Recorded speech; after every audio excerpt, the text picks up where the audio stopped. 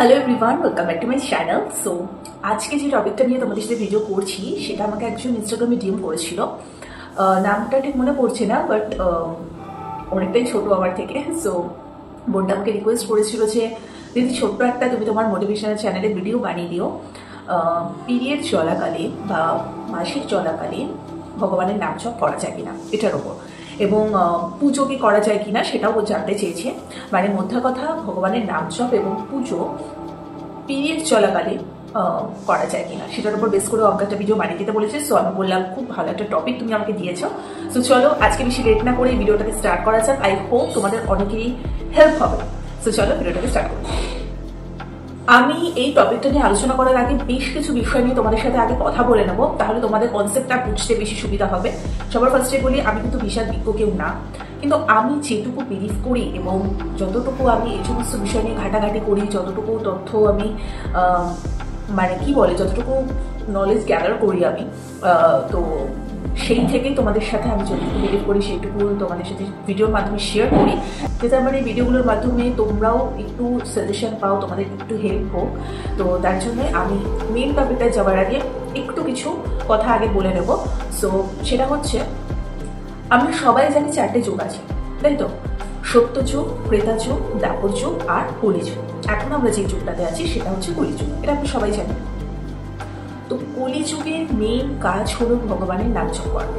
এক একটা যুগে এক এক রকম ভাবে ভগবানকে আমরা সাধনা করে এসেছি, আমরা পড়ে এসেছি সেগুলো, ঠিক আছে? যে এক এক সময় এক একটা যুগে এক এক জিনিস, যেরকম সত্য যুগের ওই টাইমটাতে প্রচুর পরিমাণে যাগযজ্ঞ এই সমস্ত জিনিসগুলো ছিল। কিন্তু এখন যেহেতু কলিযুগ, তো কলিযুগে তো সবসময় আমরা যাগযজ্ঞ প্রত্যেকটা ক্ষেত্রে তো করতে পারবো। প্রতিদিন আমরা যেরকম পূজা অর্চনা করছি সেভাবে কি তুমি প্রতিদিন যাগযজ্ঞ করে পুজো করতে পারবে? সেটা না। তাই জন্য এটা ভগবান শ্রীকৃষ্ণদেব স্বয়ং গীতাতেই বলেছেন যে কলিযুগের নাম জপটাই কিন্তু মেন কর্ম, ঠিক আছে? সবসময় তো এই যুগে আমাদের এসে আমরা এত বেশি কর্মে ব্যস্ত যে যাগযজ্ঞ তো দূরের কথা, মানে নাম জপ করতেই আমরা ভুলে যাই। সেটা তো করলে একদমই হবে না। সো আমি প্রত্যেকটা ভিডিওতেই এই কথাটা বলে আসি যে ভগবানের নাম জপ করো, অটোমেটিক্যালি মন ভালো থাকবে, শুদ্ধ থাকবে, পজিটিভিটিতে ভরে যাবে। যতই আমরা বছরে একবার করে যাগযজ্ঞ করে পুজো অর্চনা করি না কেন, প্রতিদিন ঘটা করে পুজো দিই না কেন, প্রত্যেক দিন ভগবানের নাম জপ না করলে ভগবানের সান্নিধ্যে পৌঁছানো কিন্তু পসিবল না।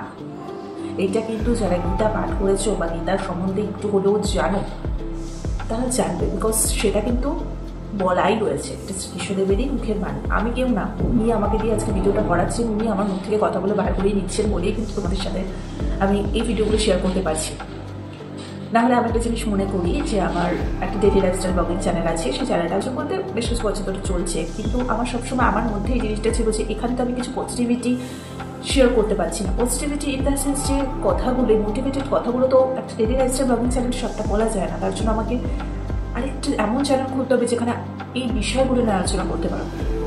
আমি নিজেও শ্রীকৃষ্ণদেবের কাছাকাছি যত একটু একটু করে আরও পৌঁছচ্ছি, সেই জিনিসগুলো তোমাদের সাথে শেয়ার করতে পারবো।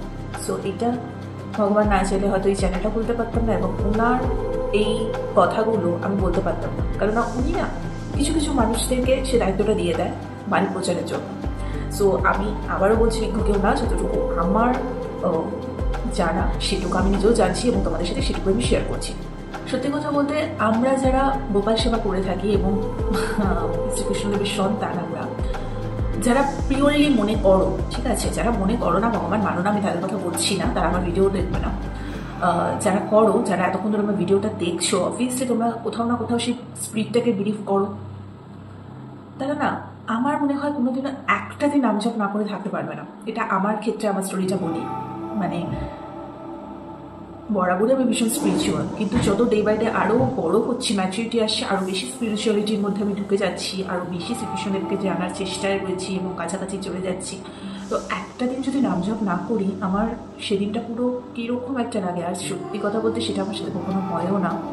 মানে আমি ঘুমোতে যেতে, খেতে, শুতে, বসতে, কোথাও ঘুরতে যেতে, যে কোনো কাজকর্মের মধ্যে সবসময় আমার মধ্যে শ্রীকৃষ্ণদেবের নাম জপ চলতেই থাকে। এটা যারা পিওর ভগবানের সন্তান, যাদের আত্মার সাথে ভগবানের আত্মার একটা সংযোগ আছে, তাদের মধ্যে এই জিনিসটা তোমরা দেখতে পাবে। কোনো সময় কিন্তু নাম জপ ছাড়া তোমরা থাকতে পারবে না।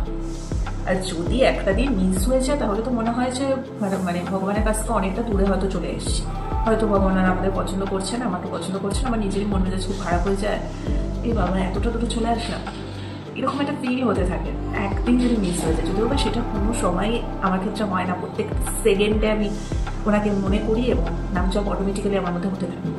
আর শুধু খেতে বসতে শুতে ঘুমোতেই না, আমাদের শাস্ত্র কিন্তু বলা আছে, তোমরা একটু যদি এসব নিয়ে দেখো মেরে ঘেটে, তাহলে এটাও দেখতে পাবে যে পটিতে হোক বা স্নানের সময় হোক, যেখানে ইচ্ছে তুমি নাম জপ করতে পারো, যেখানে ইচ্ছে তুমি নাম জপ করতে পারো।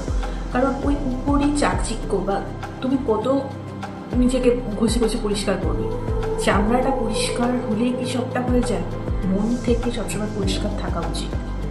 মন পরিষ্কার করে ভগবানের নাম জপ করলে তো সেটা তুমি যেখানেই করো না কেন অবশ্যই ভগবান তোমার ডাক শুনবে।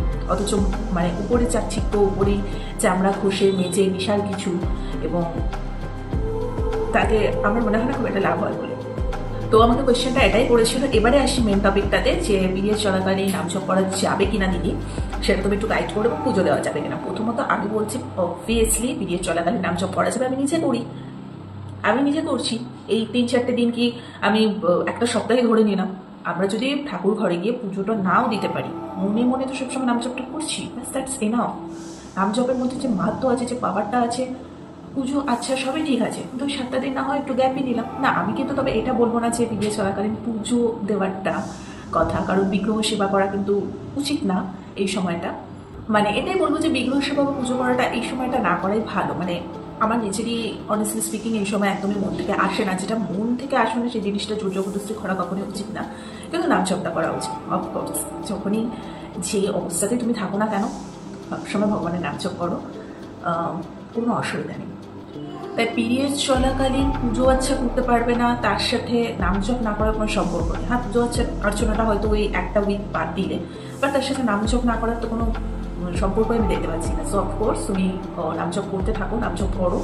সো এইটুকুই ছোট্ট সাজেশন, আমি যেটা বিলিভ করি সেটা তোমাদের সাথে শেয়ার করলাম। তোমার টপিকটায় আসার আগে একটুখানি বিস্তারিত আলোচনাটা করে নিলাম, কারণ একই সাথে যেহেতু রিলেটেবল জিনিসটা, সেই জন্য আশা করি তোমরা বুঝতে পেরেছো আমার ভিডিওটা। যদি ভালো লেগে থাকে লাইক কমেন্ট শেয়ার সাবস্ক্রাইব করে দিও।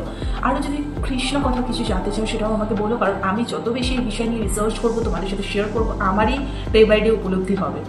সো শুধু কৃষ্ণ কথা না, আরও যদি বিভিন্ন টপিক নিয়ে তোমরা কিছু জানতে চাও, অবভিয়াসলি আমাকে কমেন্ট বক্সে কমেন্ট করতে পারো। তুমি তার উপর ফেসবুকে একটু করে ভিডিও বানিয়ে দেবো। আজকের মতো এখানে এই ভিডিওটাকে শেষ করে দিচ্ছি, টাটা।